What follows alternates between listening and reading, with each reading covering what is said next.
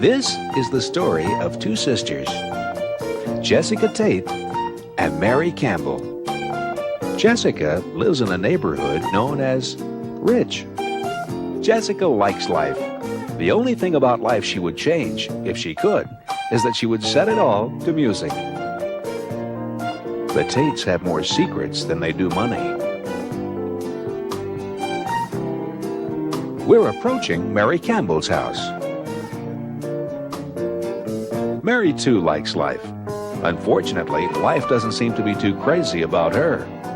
As you can see, the Campbells don't have nearly as much money as the Tates. They do, however, have as many secrets. In last week's episode of Soap, we discovered that not only Jessica and her daughter are having an affair with Peter the tennis pro, but that Peter is Bert Campbell's long-lost son. As for Bert Campbell, Mary's second husband, he is so overwhelmed by guilt for having murdered Mary's first husband, he can no longer make love to her. But this is nothing, because Bert doesn't know that Mary's son Danny, in order to leave the mob, has to kill the man who killed his father. Danny doesn't know that that man is Bert yet. Mary's other son, Jody, is contemplating becoming her daughter. Life is also not exactly a bed of roses for Jessica's husband, Chester. His affair with his secretary, Claire, has become complicated by the fact that she is now blackmailing him. Confused? You won't be after this week's episode of Soap. We begin this week's episode of Soap shortly after Peter's arrival at the Tate home.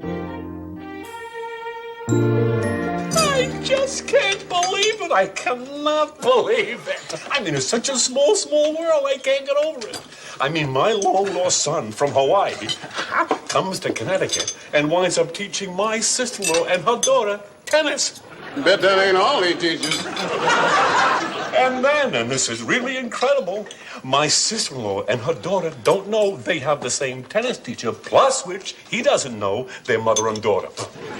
I'm not finished with that, Benson. And then to top it all off, no one knows he's my son.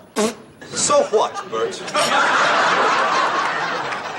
So it's a small world, and I can't get over it. Can you? Yes. Colonel, where's General Eisenhower? Wasn't he invited? Where in the world is Jessica? In my kitchen, and I wish he would get the hell out of there. I'll get her, Chester. Eat your dinner. Benson, I am not finished.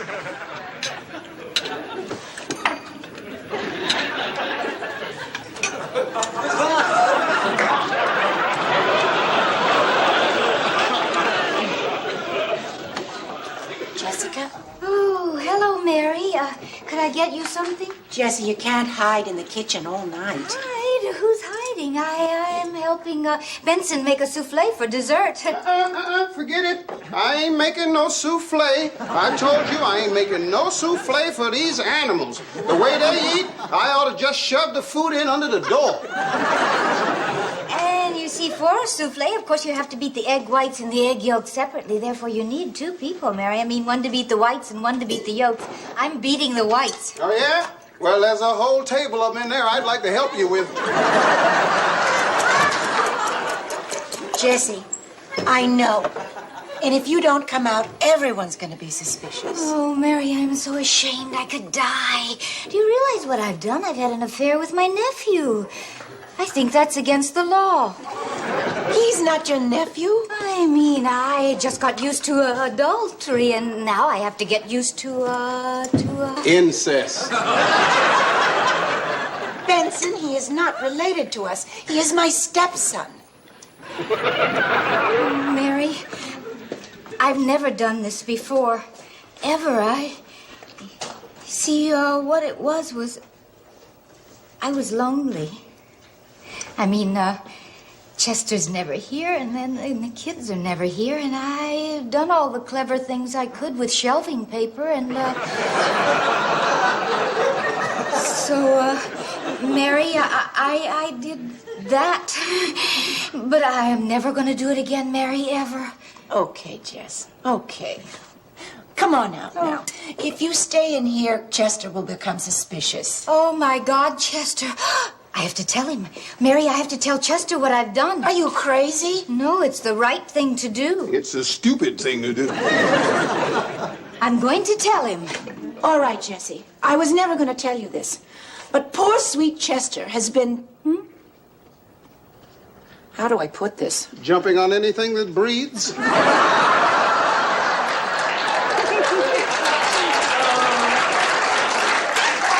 I wasn't going to put it quite that way. Oh, sweet, adorable Mary. I mean, you'd just do anything to keep me from telling him, even to making up that outrageous lie about Chester. Hi, Ma. Hi, Mary. Oh, hello, darling. Can I have the keys to the car? It's locked. But you don't drive, dear. I don't want them for driving. I want them for parking. The car is parked already. Look, Ma, can I just have the keys? I got my date outside and we're just going to sit in it. But, dear, you can invite her in. I mean, she doesn't have to sit in the car. She likes sitting in cars. Look, Ma, we're just going to listen to the tape deck and talk. I promise. Oh, all right. Here you are. Thanks, Ma. Bye, Mary. Bye. Oh, children. I mean, you work to give them a beautiful house, and then they just want to sit in the car. Jessica? Oh, Mary. Well, this is a fine how do you do. You invite your insane family over for dinner, and I am the one who's stuck with it. Now, Jessica, either you get out of this kitchen and come inside, or I am sending everyone home. Send them home. Shut up, Benson. I will when you send them home. Well, Jessica? What were the choices again? Come on, Jessica. It's a small, small world, and I can't get over it. Why don't you try, Bert? You know, it's funny. I've been thinking about taking tennis lessons. Get your hands off my son, you fruit. My brother is not a fruit. Stop it. That's enough. Mary. I am not cleaning this. Ain't no way. Bert, stop this, you idiot!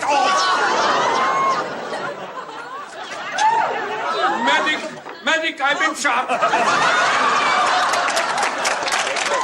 Drop that, you thug.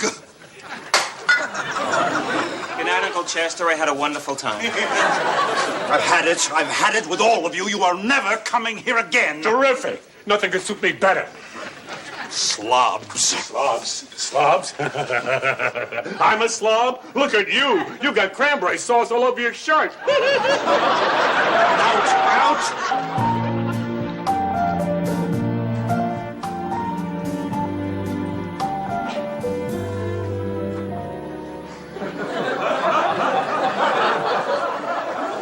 Bert, are you asleep? Are you kidding with that racket going on next door? Bert, we don't even try anymore. Why don't we try? 1 o'clock in the morning, and that's going on. There's nothing going on next door, Bert. What, are you joking? You don't hear that? Farkas and his wife? Is it that you're not attracted to me? Is that it? I think he hit her. There's nothing going on next door, Bert. Did you hear that smack? Didn't that smack sound just like I hit? I didn't hear a hit, Bert. I didn't hear a smack, and I didn't hear a hit.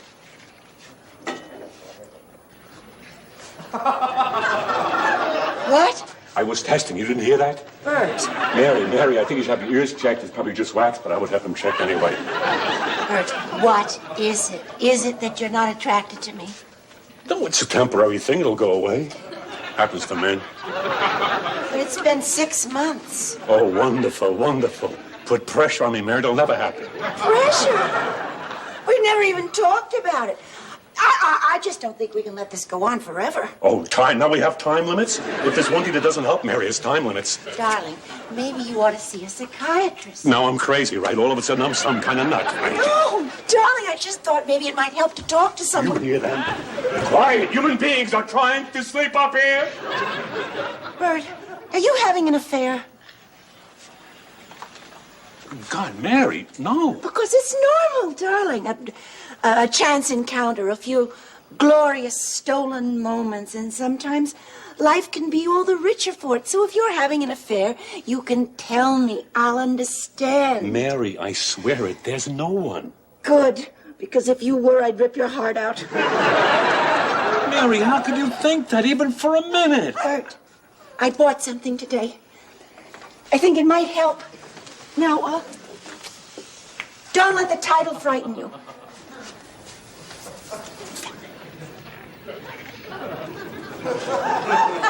The cookbook of sex? I know, I wish they hadn't called it that. But look, it's written by an MD. Recipes? He gives recipes? Mary, you actually paid money for this? Well, yes. I mean, I've tried everything. I've tried short nightgowns, long nightgowns, new nightgowns, no nightgowns. I have powdered myself, perfumed myself. Bees are attracted to me, and you're not. Mary, don't cry. Please, honey, don't cry. Please don't cry. I just feel awful. Sweetheart, it's not you. I swear it. Look, I love you. Come on. And you're all I want. I promise you, if things don't change, I'll get some help. I promise. Okay?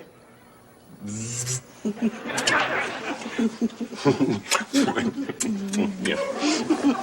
Come on. Let's try to get some sleep, man.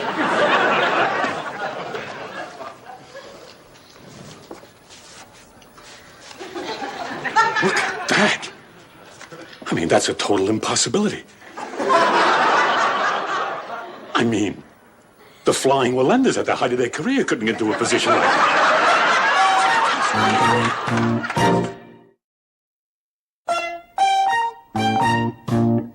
Claire, what are you doing calling me at home?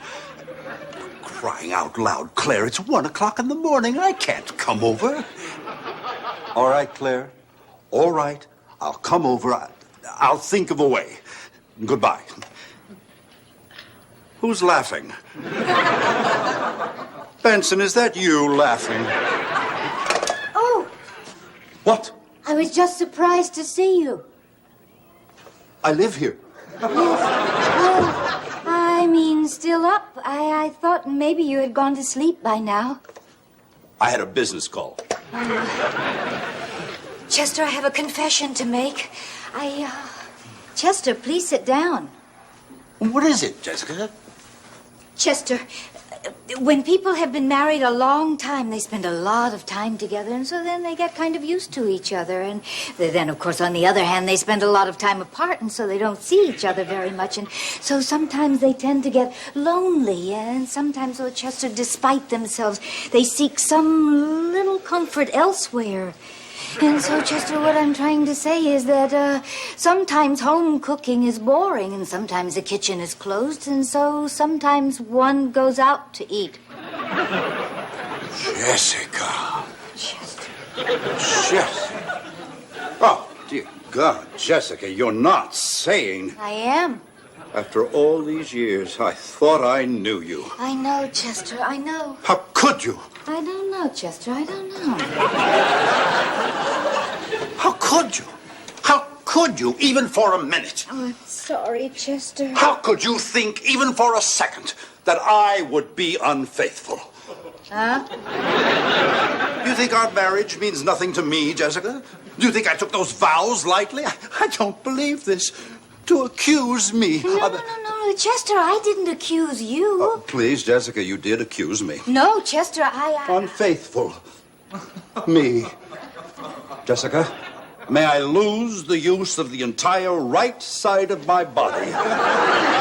If ever I have so much as looked at another woman, may my post-nasal drip back up and drown my brain. If ever I have been unfaithful to you. Chester, where are you going? Out! You've got me much too upset to sleep.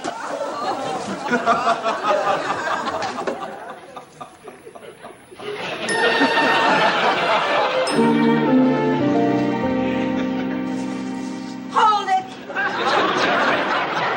Put that down. You understand, don't you, that this is the last food fight? I'm making you a promise right now. If I ever see one speck of food anywhere except on a plate, I am leaving. For good. Clean up this mess.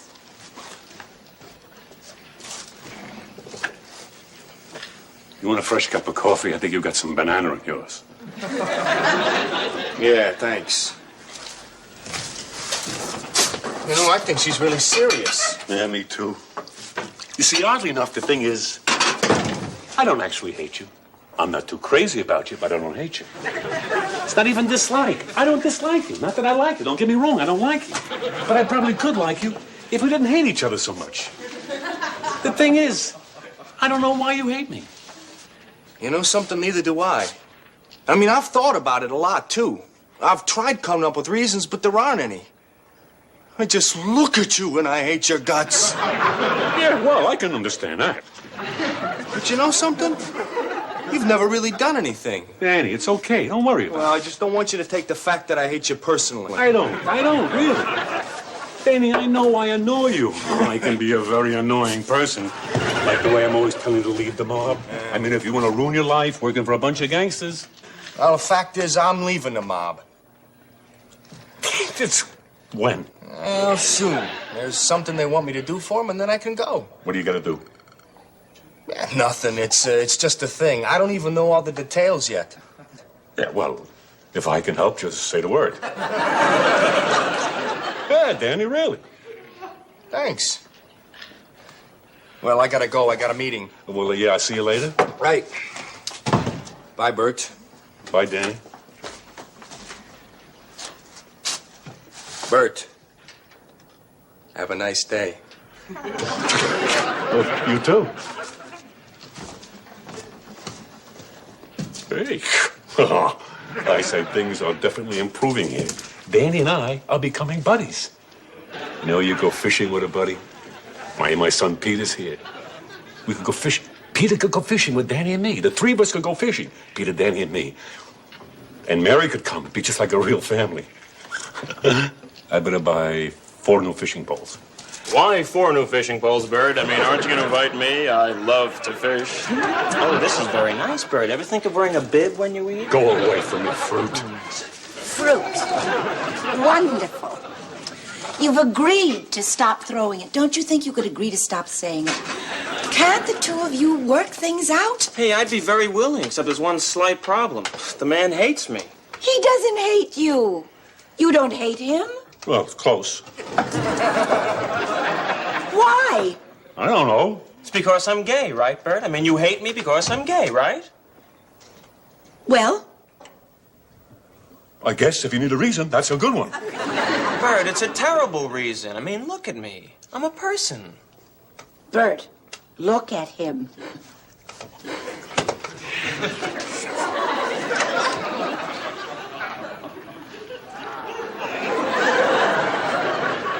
Oh. He gives me the creeps. Bird, what do you mean I give you the creeps? I don't know. Oh, spooky. He is not spooky. I do not find him in the least spooky. Yeah, well, maybe you're used to it. Bird, just think of me as a person, that's all. I mean, that's all I am. I'm a person sitting here. Bird, look at me. I'm a person who happens to like men. Oh, wait a minute. I don't know. I mean, it's hard, this gay business. I'm not used to it. I mean, all my life, I was never around them. When I was growing up, gay meant happy. I mean, it's just hard to get used to it. And life was a lot easier then.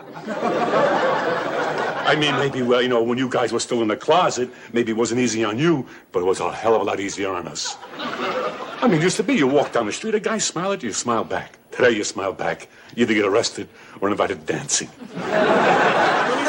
So it takes getting used to. It's hard getting used to a guy who likes guys and not girls. And now you're going to get a sex change operation and be a girl. Now I get used to a guy who's now a girl who likes guys and not girls. Who used to be a guy who liked guys and not girls. Give me up. But I'll try. From now on, I'll try to look at you as a person. And I'll try and look at you the same way.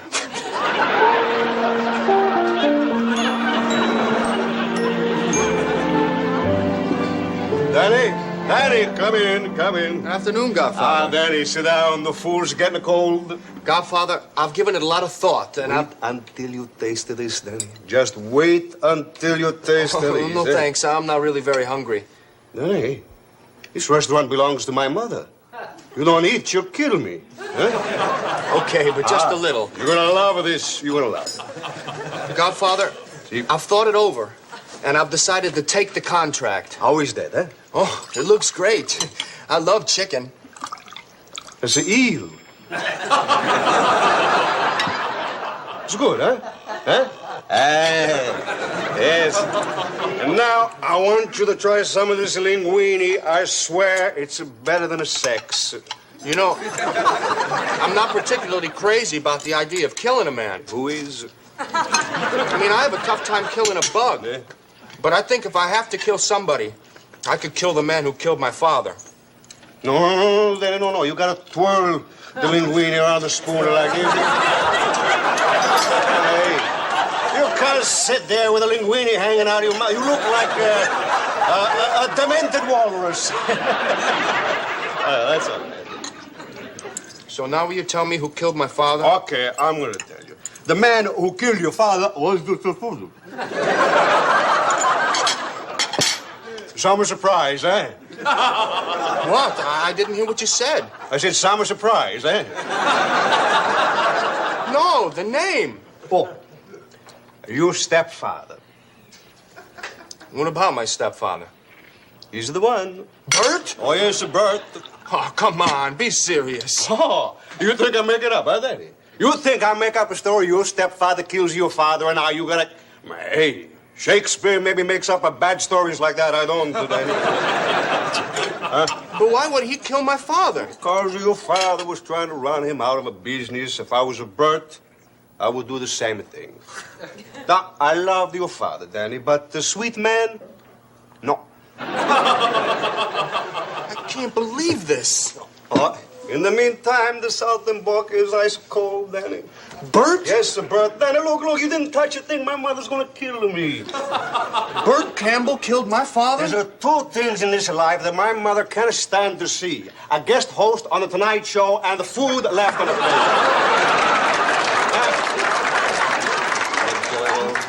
Maybe it was another Bert Campbell. It's a common name. Danny, it was a him. He was the one. I know. Hey, this is for you. There's a gun in there. Oh, and what did you think it would be an S for money to go, huh?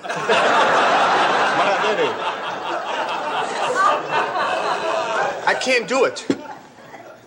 I beg your pardon. I mean, you're talking about the man my mother loves. I can't kill him. Yes, you can. No, I can't. Yes, you can. No, I can't. Yes, you can. No, I can't. Yes, Dad, what is this, a musical? Yes, you can. And I'm going to tell you how you can by letting you know what's going to happen if you can't. If you can't, we're going to kill you. As they say in Italiano. Caro mio, se ne guai. What does that mean? Boy, are you in it?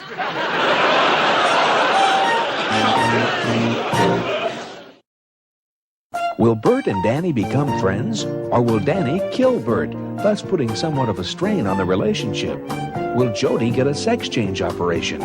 Will Corinne and Jessica find out that not only do they have the same tennis teacher, but that neither of them are learning to play tennis? Will Jessica be able to stop? Will Bert be able to start? These questions and many others will be answered on the next episode of Soap.